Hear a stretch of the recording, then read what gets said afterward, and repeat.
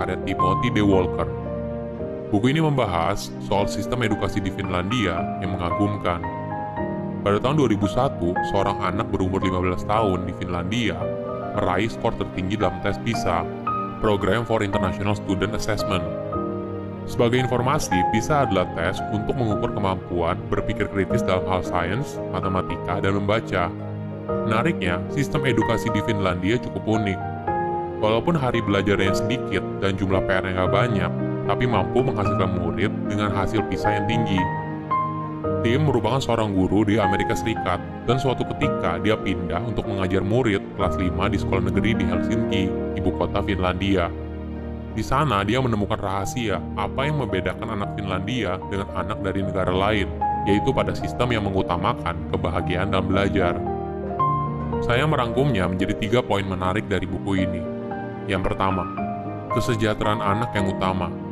Ketika tim pertama kali mengajar di Finlandia, ada sistem yang unik dikenal dengan nama brain breaks. Di Finlandia, setiap 45 menit, para murid akan diberikan istirahat selama 15 menit. Awalnya, tim merasa ini hal yang aneh, tapi setelah dia mempraktekannya, dia menyadari kalau para murid jadi lebih fokus. Ternyata ini merupakan cara untuk membuat otak kita menjadi lebih fresh, yang akhirnya mampu mendorong produktivitas dan kreativitas. Ketika dalam kondisi istirahat, biasanya dalam brain breaks diselingi dengan aktivitas fisik. Jadi di Finlandia, ketika brain breaks, para murid boleh keluar bermain di luar kelas, sekaligus bersosialisasi dengan rekan sebayanya. Selain brain breaks, para murid belajar dengan cara yang unik. Jika biasanya para murid duduk lama di kelas, tapi di Finlandia mereka banyak bergerak dan berdiri saat belajar di kelas. Di situ juga tersedia standing desk dan exercise ball, sehingga para murid bisa belajar sambil bergerak. Dan ketika mereka pulang, gurunya tidak akan memberikan PR yang banyak, karena waktu luang sangat penting bagi pertumbuhan anak. Di rumah adalah waktu bagi anak untuk recharge energi mereka, supaya mereka siap untuk sekolah keesokan harinya.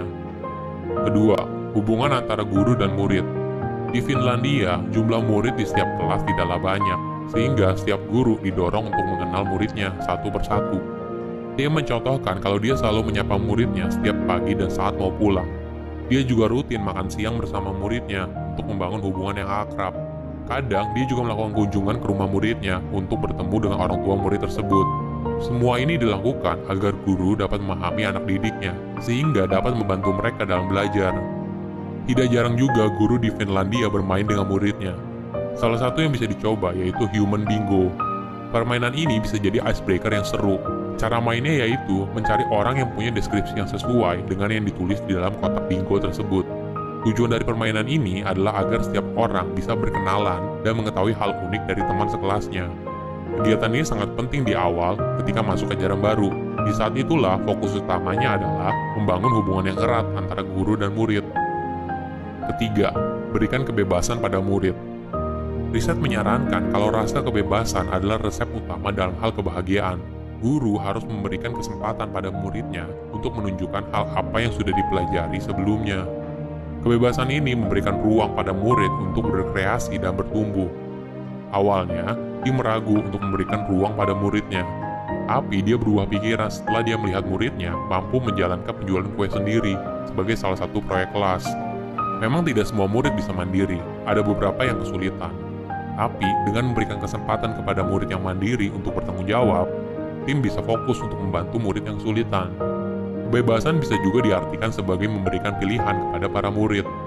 Tujuannya adalah agar guru bisa mengetahui apa minat dari para muridnya. Contoh sederhana bisa seperti memberikan mereka kebebasan untuk memilih buku apa yang ingin mereka baca dan bagaimana cara mereka membuat tugasnya. Belajar dengan bahagia akan menghasilkan murid yang mencintai proses belajar itu sendiri. Ketika belajar tidak lagi menjadi sebuah beban, maka disitulah kreativitas dan kemampuan berpikir kritis akan tumbuh. Bagaimana dengan negara kita? Terima kasih sudah menonton. Jangan lupa like, share, komen, dan subscribe-nya. Tetap setia di Jatim Studio. Terima kasih.